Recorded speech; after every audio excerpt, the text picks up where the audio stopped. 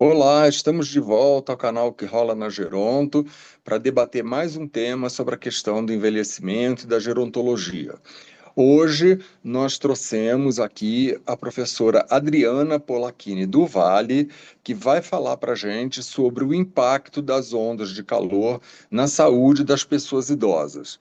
Então, a Adriana é professora associada da Faculdade de Medicina de Botucatu, Departamento de Clínica. Ela foi coordenadora e atualmente faz parte do corpo docente da pós-graduação em pesquisa clínica da Faculdade de Medicina de Botucatu, onde atualmente coordena um projeto sobre ondas de calor e impactos na pessoa idosa. Então, assim, todos nós sabemos, né, que a gente está aí vivendo essa questão do aquecimento global, a gente está tendo aí cada vez mais temperaturas mais altas. Ontem mesmo ali um artigo dizendo que esse verão foi o verão mais quente em não sei quantos anos, né, acho que desde 1961 nós tivemos o verão mais quente. Então, a Adriana vai falar sobre tudo isso então com a gente. Bem-vinda, Adriana. Então, gostaria que você se apresentasse para nós, para a gente poder começar. Olá, eu estou muito feliz de estar aqui. Então, eu sou a Adriana, sou aqui da Faculdade de Medicina de Botucatu, da Unesp, e apesar da gente estar em Botucatu, o nome do município significa Bons Ares, a gente também vivenciou muito calor esse ano e tem vivenciado nos últimos anos, né? Então, eu acho que essa temática é relevante, é uma temática que nós vamos precisar discutir, até porque nós vamos precisar de atenção, né, na saúde da pessoa idosa com relação a essas mudanças climáticas. Legal, então tá certo. Adriana, obrigado então você está aqui com a gente. Então vamos começar. Eu já falei aqui, né, no início, a gente está nessa questão desse aquecimento, né, que todos nós estamos sentindo. Então, a gente vivendo, né, esse aumento de temperatura média global no planeta, né, como é que fica? As pessoas idosas serão as principais vítimas, dessas mudanças climáticas? Por quê? De fato, assim, as pessoas idosas, elas estão entre o grupo dos mais vulneráveis ao impacto desses aumentos de temperatura, tá? Tem outros grupos também vulneráveis, como as crianças, como as populações de rua, como os trabalhadores expostos ao sol, como as pessoas, os idosos, dentro do grupo dos idosos, aqueles institucionalizados ou mesmo aqueles dependentes, enfim. Nós temos um grupo grande, né? Mas o idoso, sim, é bastante vulnerável, tá? E por quê? Né? O que, que acontece no organismo do idoso que o torna mais vulnerável a acometimento de saúde com relação aos aumentos de temperatura? Então, na verdade, tem algumas mudanças fisiológicas do envelhecimento, quer dizer, no processo de envelhecer, nós temos várias transformações, né? Uma delas é uma transformação na nossa termorregulação, ou seja, a termorregulação é aquela resposta fisiológica do organismo com relação para manter a nossa, né, a gente faz resposta para manter a nossa temperatura corpórea estável em torno dos 37 graus. E o idoso, ele perde a capacidade, não vou dizer que total, mas ele diminui essa capacidade de termorregulação, assim como ele também diminui a capacidade de aclimatização. A climatização já é um processo, não é uma resposta imediata, é um processo um pouquinho de prazo mais longo, mas também é um processo de ajuste do organismo a mudanças ambientais. Pode ser de temperatura, pode ser de altitude, enfim, né? E o idoso, então, tem essas dificuldades, tanto de termorregulação como de aclimatação. Tá, mas por quê? Então, primeira coisa, por exemplo, o idoso, ele tem as glândulas sudoríparas são menos eficientes, então ele sua menos. E ele suando menos, ele dissipa menos calor. Então, ele tem uma tendência a reter calor e chegar à hipertermia, né? Aumentar o calor interno. Além disso, tem também na pessoa idosa, né, uma dificuldade na redistribuição do fluxo sanguíneo para a pele. Então, aquela vasodilatação da pele, que a gente fica vermelhinho quando a gente fica exposto ao calor, isso também está diminuído no idoso. Então, essa dissipação do calor também está prejudicada. Além disso, também existe uma diminuição da sensibilidade da percepção do calor, tá? Essa sensibilidade térmica. Então, o idoso tem menor percepção de calor. Pode ver que o idoso ele sente mais frio que a gente, né? Tá sempre agasalhadinho. Às vezes a gente está morrendo de calor, o idoso está lá, não, tá friozinho, põe uma blusa. Com isso, com essa menor percepção de calor, ele toma menos, quer dizer, as atitudes que ele toma diante de uma alta temperatura não são adequadas. Então, ele não se hidrata bem, ele não procura um lugar mais fresco, ele não tira a roupa quente, mesmo estando muito calor naquele momento. Então, quer dizer, uma inadequação de respostas aos aumentos de temperatura. Depois tem as alterações cardiovasculares, que fazem parte da senescência, e, por exemplo, diante do aumento de temperatura externa, a gente aumentaria a nossa frequência cardíaca e a capacidade do coração de responder, né, com aumento de frequência cardíaca é menor no idoso. Ocorre também uma diminuição da pressão arterial diante de uma temperatura mais quente, e essas respostas acabam não sendo tão eficazes no organismo do idoso. O idoso também tem menor capacidade de se hidratar, de manter líquido no corpo, por vários motivos. Primeiro, a hidratação dele não é tão boa porque ele tem menos sede. O idoso toma menos água mesmo.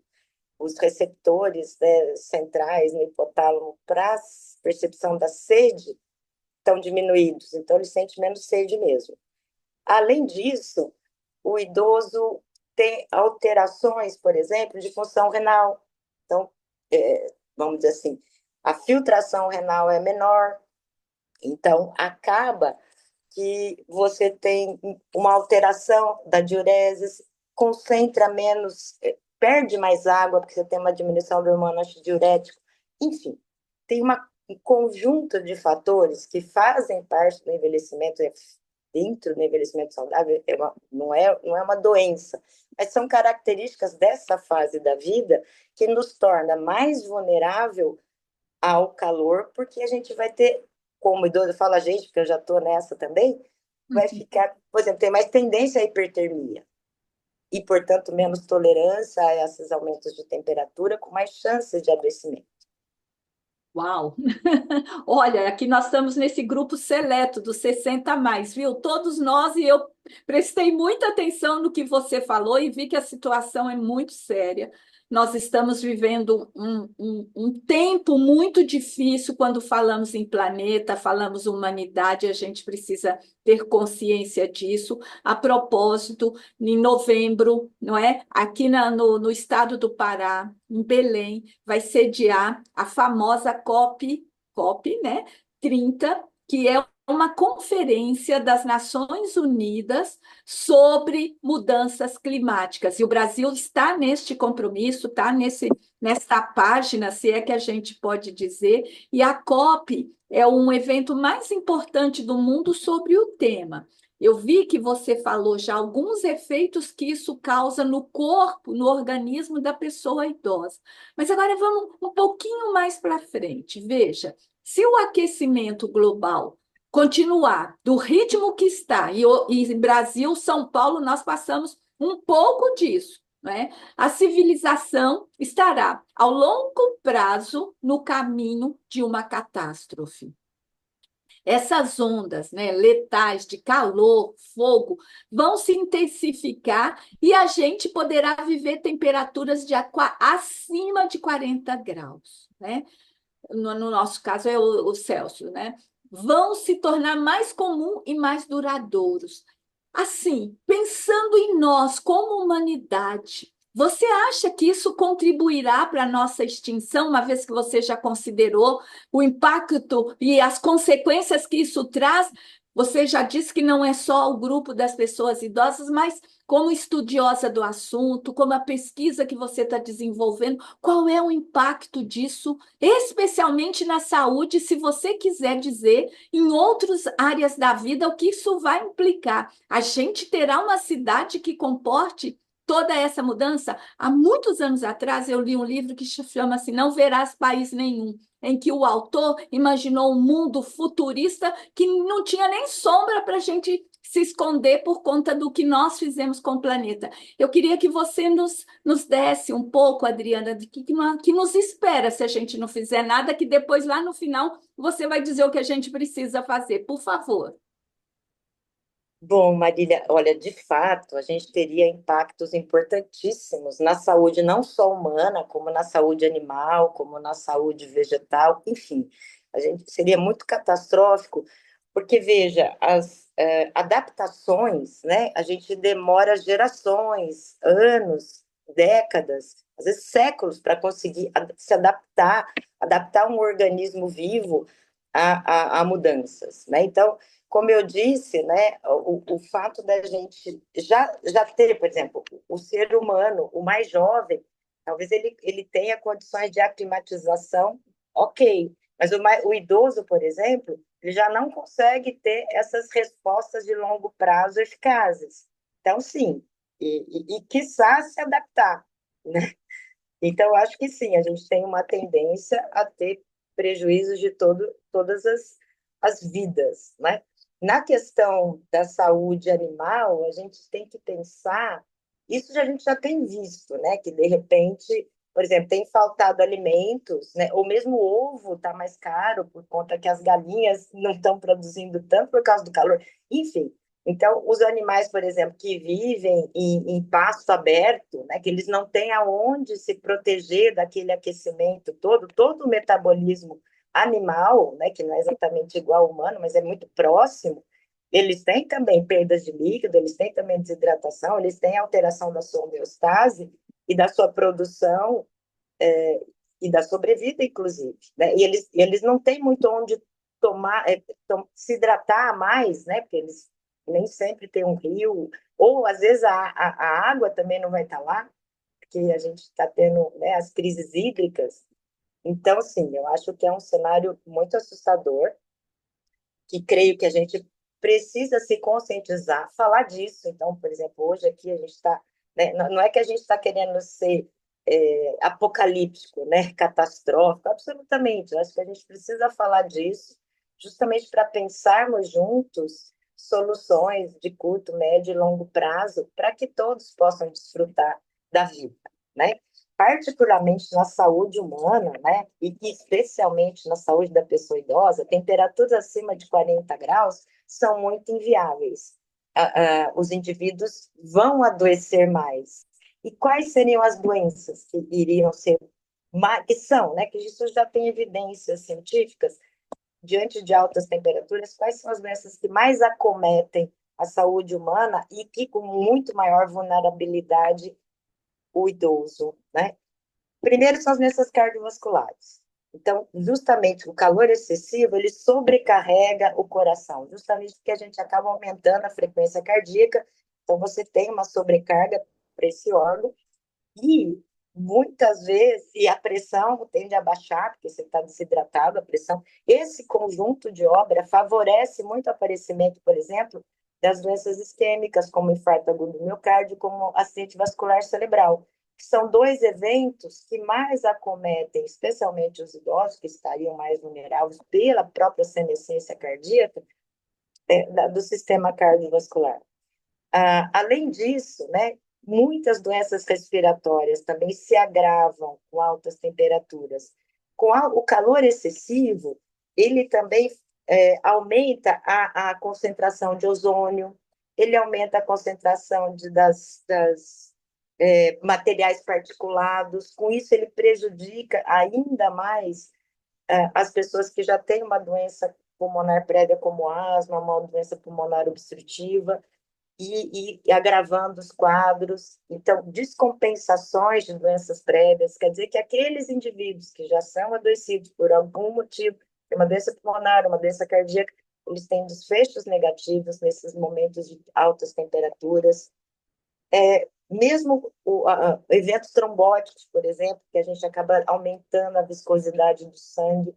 Então, a gente vê que, em termos de saúde humana, né, a gente já tem até conhecimento de quais são as maiores probabilidades de eventos de desfechos negativos com essa população. E As doenças infecciosas, a gente tem que lembrar que os vetores, né, eles se proliferam, especialmente os mosquitos, se proliferam muito nas temperaturas altas. Então, né, especialmente as doenças, por exemplo, transmitidas por mosquito, como a dengue, chikungunya. A gente vê a dengue bomba no verão, né? Pensa se isso é uma coisa contínua, né? E que acaba sendo, né? Nós estamos tendo ondas de calor muito contínuas, né? E aí a gente tem a questão da segurança alimentar, né? Como a gente está vendo, que na medida em que você tem altas temperaturas, a gente tem interferência também na agricultura, e mesmo no agricultor, que é aquele que trabalharia exposto ao sol, que ele não ia mais conseguir estar nesse local, então você vai ter migrações, aí você tem menos alimento, aí você começa a ter um desdobramento na saúde humana com desnutrição, e muitos alimentos também acabam sendo contaminados por fungos, porque os fungos crescem mais nas altas temperaturas e contaminam as colheitas. Enfim, a segurança alimentar, a segurança hídrica, os povos indígenas, né, que sobrevivem da água e da agricultura. Então, a gente tem assim, um cenário muito preocupante, tanto que isso também está tendo um impacto na saúde mental de todos nós, né? Por mais que a gente, quer dizer, aqueles que de fato vêm vivenciando, né, e sentindo esses efeitos, a gente se preocupa, a gente quer encontrar soluções, a gente quer que isso não seja assim. Mas tem muitas pessoas que estão sofrendo mais com isso, com depressão, com ansiedade. Tem até um novo termo de estresse e de ansiedade que chama a eco-ansiedade, que são pessoas que têm um medo crônico e uma preocupação excessiva aí com as alterações climáticas e com a degradação ambiental. Então, está tendo até, vamos dizer assim, novas modalidades, né, de adoecimento, inclusive na doença mental. Já estou com vontade de ir embora do planeta. Meu Deus, Sérgio, com você, querido. Nossa Senhora, Marília, é difícil mesmo. E E o para onde? o negócio está feio. Adriana, não só, também quero te agradecer, né, o fato de você estar aqui com a gente num assunto tão atual, tão importante, tão impactante. Muito obrigado. E você está explicando de forma muito, muito didática. Muito obrigado. Você falou das doenças, mas pode até matar.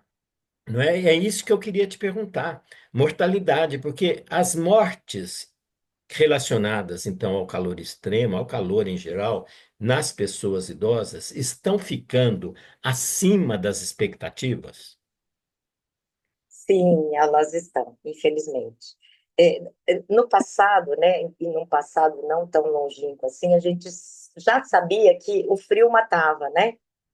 Que as pessoas morriam mais no frio, tinha mais infarto no frio, os AVCs no frio, né? Agora o frio e o calor matam. Agora a gente tem essa dupla ação, né? Então, sim, por exemplo, na última COP, na COP 29, o Lancet e a Organização Mundial de Saúde, a ONU, enfim, eles publicaram um relatório um pouquinho antes da COP 29, que dizia uma frase assustadora, que as mortes relacionadas ao calor extremo aumentaram 167% em pessoas idosas nos últimos 30 anos. Né? Então, assim, um negócio muito impactante. E isso seria de 1990 até 2023, né? Que foi quando eles publicaram. Então, veja, um aumento muito expressivo e sempre a população idosa como a mais vulnerável. E a gente tem, sim, muitas evidências hoje já na literatura de mortes associadas, de pessoas idosas associadas ao calor, né? As ondas de calor. Então, por exemplo, na Europa, teve uma onda de calor em 2003 que teve mais de 70 mil mortos, e desse grupo, a maioria eram idosos. Já em 2023, teve outra onda de calor muito significativa na Europa, e também teve um número assustador, próximo de 70 mil mortos, e a população que mais morreu foram os de 80 mais, que são os idosos mais idosos. Então, isso sim, a mortalidade é sempre maior no grupo mais velho, né? No Brasil, a gente também já tem estudos mostrando o impacto dos aumentos de temperatura, das ondas de calor em morte, especialmente por doenças cardiovasculares e respiratórias.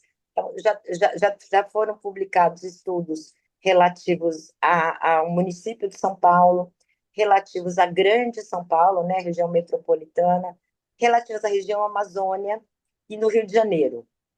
Isso foi, pelo menos, assim, a literatura até o momento que eu levantei de dados nacionais, também corroborando essa associação, que os aumentos de temperatura, de fato, aumentam muito o risco de mortalidade por causa cardiovascular, respiratória, também tem o envolvimento de diabetes, enfim, tem várias doenças, né? Mas as mais estudadas são a cardiovascular e respiratória em termos de mortalidade para pessoa idosa. Nossa, impactante mesmo, incrível. Nós temos de acabar com essa onda de calor, temos de acabar. Obrigado, Adriana. Obrigado. Imagina, querido, imagina. Adriana, então, como eu falei, né, na nossa apresentação, você tem realizado um estudo sobre o impacto, né, dessas ondas de calor Verdade. na morbimortalidade de pessoas idosas, né? Especificamente no estado de São Paulo. Você pode nos dizer que estudo é esse e quais são os objetivos, o que que você tem percebido nesse estudo?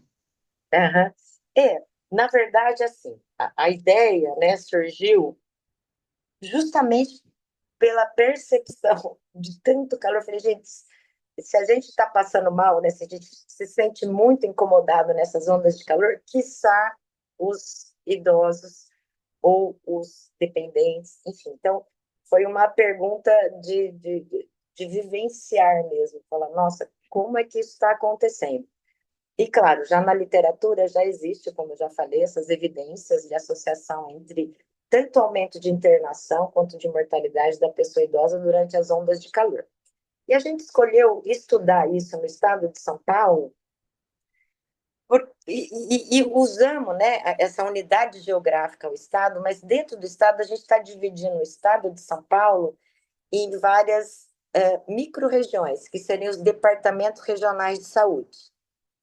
E aí a ideia é mapear São Paulo e os seus departamentos regionais de saúde, observando a mortalidade e a hospitalização dos idosos nos períodos de ondas de calor identificados pelo satélite Copérnicos, o ERA-5. Hoje em dia a gente tem, né, esses satélites, por exemplo, o satélite europeu, ele é capaz de informar aqui no estado de São Paulo as temperaturas diárias, média, máxima e mínima de décadas, né? Então a gente está mapeando, ou seja, identificando as ondas de calor. Então nós estamos trabalhando com um período de 12 anos, desde 2010 até agora. Eu falo 12 porque a gente pulou a pandemia, que os anos de pandemia são anos que as etiologias e as probabilidades de morte e de internação têm o viés da Covid-19. Mas, enfim, esse estudo está mapeando as ondas de calor e observando as internações e óbitos das pessoas idosas no entorno da onda de calor. Então, a gente, na verdade, vai calcular o excesso de mortalidade e internação por diversas causas. A gente está olhando as causas cardiovasculares, respiratórias, está olhando as desidratações, está olhando doenças renais e até mesmo impacto de demências. Então, a gente está fazendo uma varredura bem grande com relação aos idosos no estado de São Paulo, para ter um olhar dessa região do Sudeste e também olhando as micro-regiões. Aí vocês, enfim, por que olhar as micro-regiões? Né? Porque olhar o estado inteiro, de certa forma, a gente já sabe os resultados. Mas a gente queria estar avaliando não só o impacto na saúde, mas também avaliar o quanto que outras questões socioeconômicas e mesmo acesso a serviços de saúde também impactam nesses desfechos diante das ondas de calor. Então, a gente está mapeando o estado de São Paulo de acordo com as suas regiões E olhando, por exemplo, os dados demográficos, então, tem região de São Paulo, vamos ver, dado demográfico. Então, por exemplo, a Grande São Paulo é onde tem mais idosos, claro, é uma população gigante de idosos, mas a proporção de idoso na Grande São Paulo é de 16%. E a gente tem, na média do estado, uma proporção de idosos de 17% da população. Tem região do estado que a proporção de idosos é maior, como, por exemplo, o Vale da Ribeira. Então, veja, o Vale da Ribeira é a região do estado com um menor índice de desenvolvimento humano, com o menor acesso à água potável, com menor distribuição de renda, com menor alfabetização e com a maior proporção de idosos do estado, que chega a quase 22%. Então, acho que a gente tem que. A ideia desse estudo é olhar esses outros fatores para depois isso culminar com políticas públicas, né? Falar, olha, como é que a gente pode contribuir nesse contexto para que esses desfechos de morte claro, internações, que sempre pós-internação a pessoa idosa fragiliza, né? Muitas vezes muda de funcionalidade por conta de uma internação.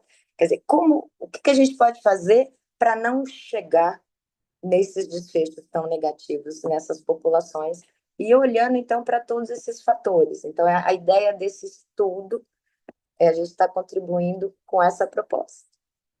Ô, Adriana, eu fiquei curiosa sobre o estudo e eu vou te fazer algumas perguntas para você me responder. Que Claro. banco de dados que você vai? Demográfico tranquilo, vai lá nos o censo está super recente, IBGE, proporção, população, beleza. Você vai no DataSUS, você Vou vai no no. DataSUS. Então, eu queria que você explicasse qual é a sua fonte. Aí você pega mortalidade de pessoas idosas e tal. E onde entra o calor, ou você analisa a temperatura média das regiões. Eu queria que você desse esse perfil e Desse esse nível. complementasse assim. Você tem Então, condições. Vai, responde, depois eu pergunto a outra. Então, assim, só para falar o delineamento do estudo. Então, o primeiro passo foi a gente identificar os períodos de ondas de calor nesses últimos 12 anos. Então, só para você ter uma ideia, eu vou dar um spoiler aqui. Nesses últimos 12 anos, a gente teve 109 ondas de calor só no estado de São Paulo. Em média, pelo menos 9 ondas de calor por ano. Desculpa, antes de você seguir para nós que estamos te acompanhando. O que é classificado onda de calor? É acima de qual temperatura? Tá. A onda de calor, a definição dela é um período de pelo menos 3 dias Ok. onde a temperatura atinge um valor acima do percentil 90 da média da temperatura do período estudado. 90 ou 95 ou 99. Claro, 99 é uma temperatura muito, muito alta, mas acima de 90, percentil 90 da média da temperatura, acima daquilo você já caracteriza uma onda de calor. Valeu. Tá? Continua, por favor. Só para a gente saber né, que nós não somos Claro, só claro. apresentadores. Lógico, não, tem toda a razão. Eu ocultei essa informação de Não, forma inadequada. Eu realmente não me lembrei de esclarecer isso. Bom, então, identificar essas ondas de calor, tem que ter pelo menos 3 dias para falar que é uma onda, e não um aumento isolado de temperatura num único dia. E, claro, às vezes a onda de calor ela dura muito mais que 3 dias, mas pelo menos 3 dias para caracterizar. E aí a gente está, então, identificando esses períodos. Então, por exemplo, eu já vi que são 109 ondas, que elas se distribuem mais nos períodos de primavera e verão. Então, setembro, outubro e dezembro são os meses preferidos das ondas de calor, que às vezes a gente acha que é mais janeiro, fevereiro, são as maiores frequências, né? Claro que janeiro e fevereiro também tem caloriais. E a gente observou também que as ondas de calor, às vezes a gente passa um mês inteiro, né? Não dá nem para chamar para uma onda, porque o mês todo fica uma onda atrás da outra, dá um hiato de um dia, já começa outra onda, então, e talvez essas classificações devam ser revistas diante da nova realidade climática. Bom, então identificamos essas ondas. Aí eu tenho essas datas, né? Eu sei que no ano de 2010, no dia 1 de setembro, teve uma onda de calor. Então, eu tendo essa data, eu vou até o DataSUS e vou buscar dados de internação e de mortalidade em torno da onda, porque não é só naquele dia. mas são 10 dias que acompanham a onda, né? Porque não é imediato, né? Esquentou hoje, puf, alguém vai ter um evento. É algo que a gente até sabe que tem um lag, né? Um tempo de ocorrência de eventos no entorno da onda, né? Para a mortalidade, em torno de uma semana, para a morbidade também, às vezes dias ou uma semana. Então, a gente faz um estudo de 10 dias no entorno da onda e vai captando esses dados, né? Tanto para internação quanto para mortalidade. E aí a gente compara isso com um período sem onda, muito parecido, no mesmo mês. Tal. O ideal é pegar antes da onda 10 dias e depois da onda 10 dias. Só que está acontecendo um fenômeno que a onda dura o mês inteiro, então está difícil achar período sem onda. Mas, enfim.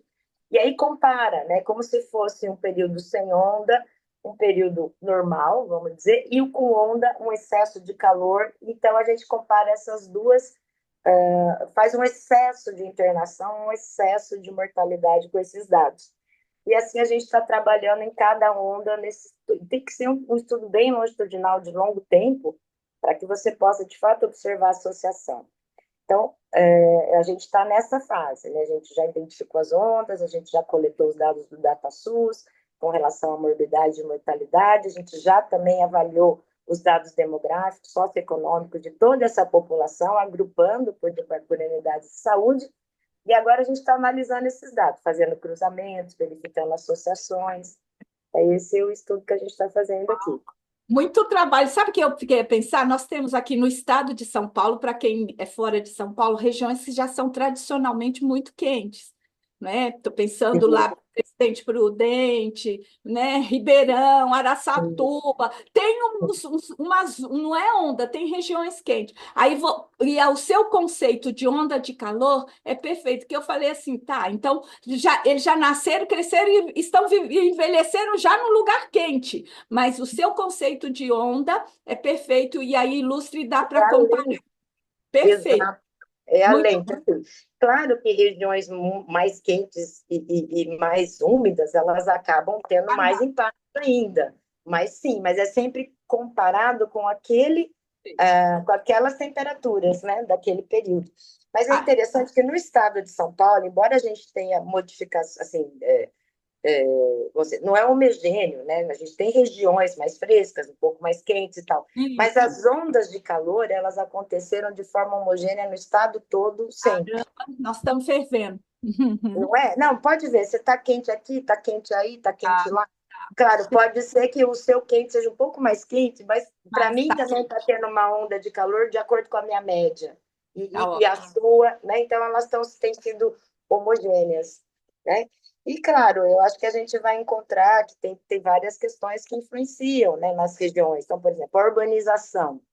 Então, as ilhas, né, de concreto, de asfalto, como na Grande São Paulo, por exemplo, isso é algo que impacta mais na saúde, especialmente da pessoa idosa, enquanto que zonas rurais, com cobertura verde, isso seria um aspecto mais moderado, né? As condições socioeconômicas, então tem as pessoas, por exemplo, que têm a moradia, sei lá, um barracão de zinco, né? Enfim, moradias que não têm ventilação, que são extremamente quentes, e a pessoa idosa, muitas vezes dependente, e que não tem o cuidado, então não tem acesso, né? Às vezes a um ventilador, a uma cortina que seja. Então, assim, a questão, obviamente, que socioeconômica é impactante, o acesso a serviços de saúde, então acho que isso é uma questão que a gente tem que olhar, como que os serviços estão chegando nessas pessoas idosas, o quanto estão avaliando essas questões, que isso vai ter que começar a ser avaliado também, né? Acho que é um risco, esse risco com relação às alterações climáticas vai ter que entrar nessa avaliação geriátrica ampla, né? Que risco esse idoso tem, quais são as ações que a gente tem que promover para que ele não fique tão vulnerável diante dessas alterações climáticas. Então, eu penso que é por aí, assim, as questões que a gente está levantando. Adriana, nossa, é realmente impactante, a gente tem de ficar muito preocupado todos nós, como coletivo, como indivíduos, como pessoas de uma sociedade, como, né, políticas e governos, né? Eu acho que isso nós temos de pensar. Então, é exatamente em cima disso, porque apesar de assustador, né, o seu assunto que nós estamos discutindo aqui hoje, a gente não pode perder a esperança e não podemos nos dar por vencidos, tá certo? Então, eu queria te perguntar, o que é que nós podemos fazer, e nós aí geral, indivíduo, sociedade, governo, o que é que nós podemos fazer para contribuir para a redução do fenômeno que você está nos explicando? Então, na verdade, assim, a gente vai fazer redução de dano, né? Mais uma mitigação, e acho que é o que nós estamos tentando fazer. Espero que façamos alguma coisa. Claro que tem essas ações de mitigação, né? Como, por exemplo, aumentar a cobertura vegetal, evitar o desmatamento, diminuir a emissão de poluentes. Então, essas questões globais, isso a gente tem que levar a sério, né? Parece que é uma coisa, não, essa tarefa não é minha, essa tarefa é governamental, não, essa tarefa é de cada um de nós, né? De evitar, da gente repensar as nossas práticas no dia a dia e tentar contribuir com esses aspectos. Se, né, cada um fizer um pouquinho, a gente vai juntando forças. Agora, vai ter também algumas estratégias com relação à saúde, né? Eu fico pensando muito nas intervenções de políticas públicas com relação à população idosa, que sim vai ser a mais vulnerável a essas alterações.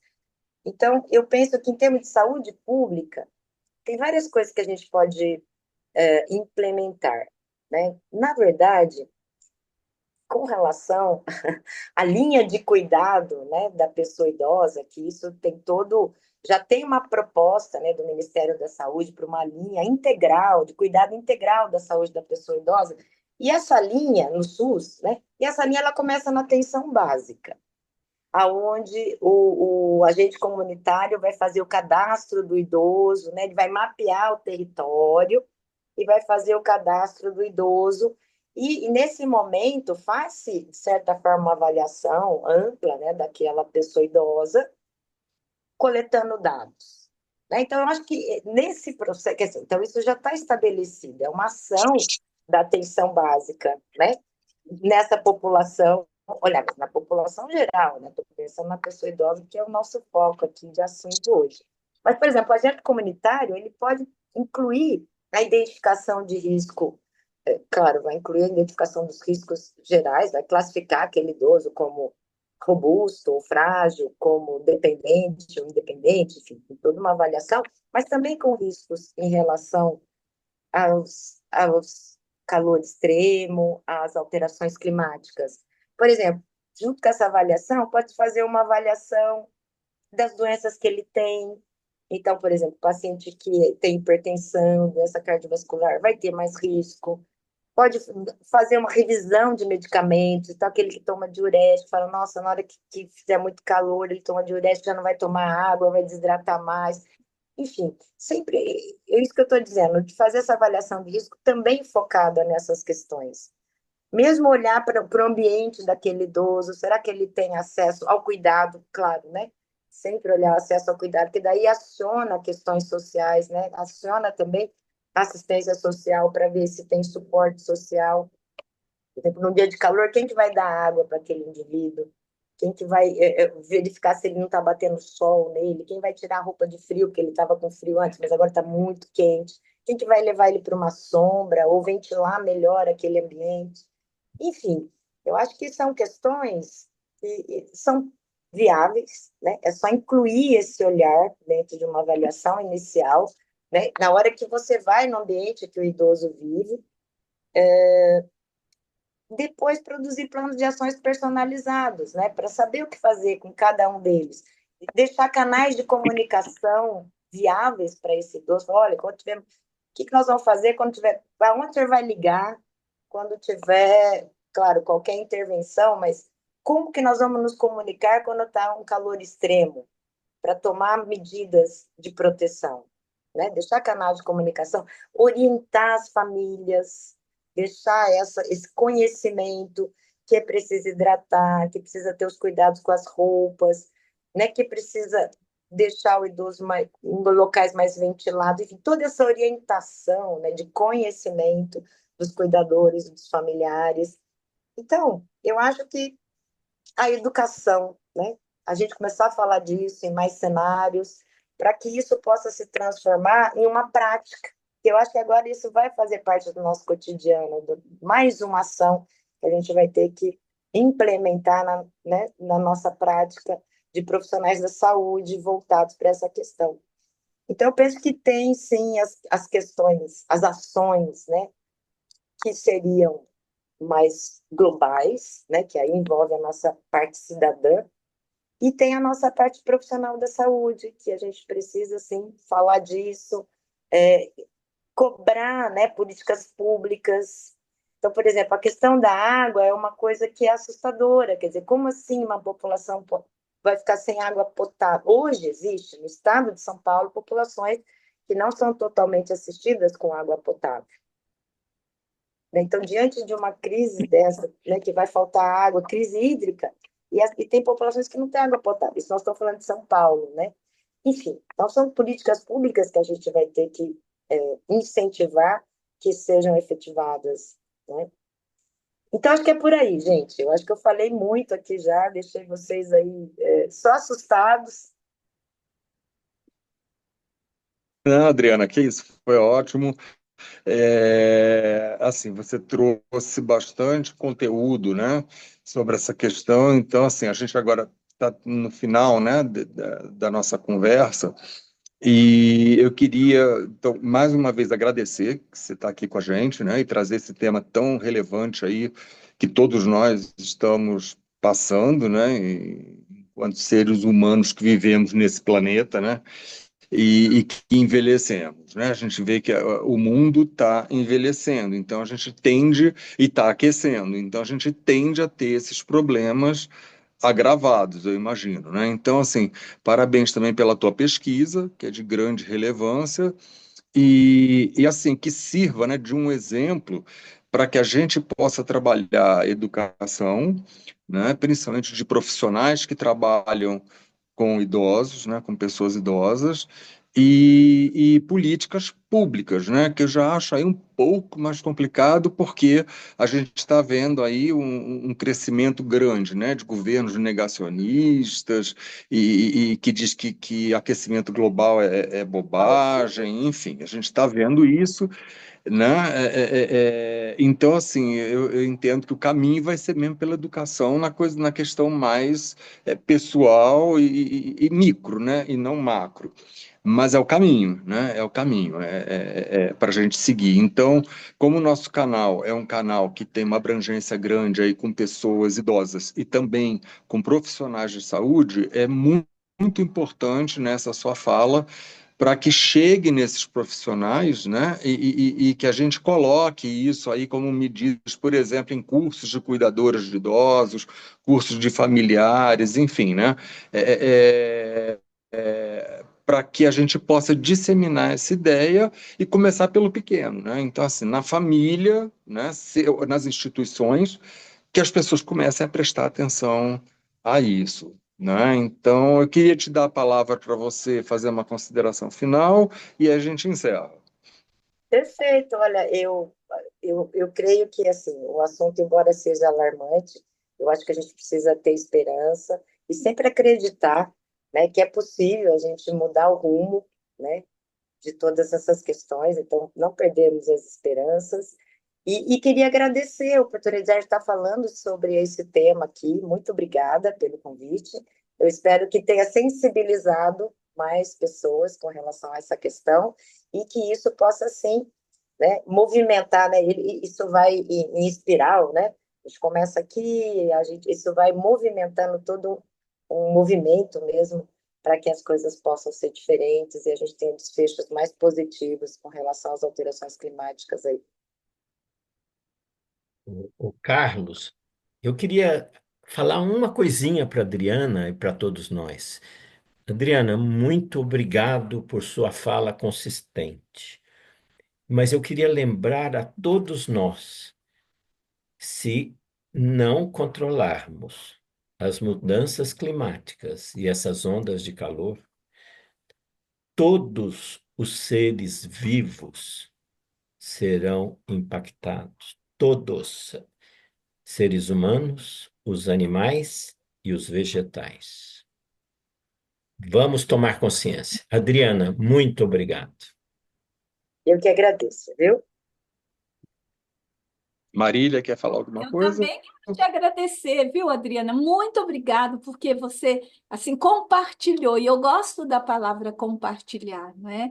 E você distribuiu essa informação, nos alertou, e eu acho que nós temos que entrar nessa corrente por um mundo sustentável, por um planeta que nos caiba, por uma educação contínua, não só em direitos humanos, mas pelo um planeta habitável. Muito obrigada, aprendi muito com você e estamos juntas aí neste processo. Parabéns, viu? Obrigada, eu que agradeço. Foi um prazer estar aqui com vocês.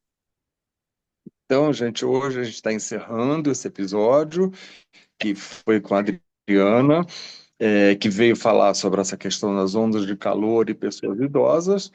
E, e, eu peço a vocês que divulguem bastante esse vídeo, né, porque ele é de grande importância, como a gente viu, né?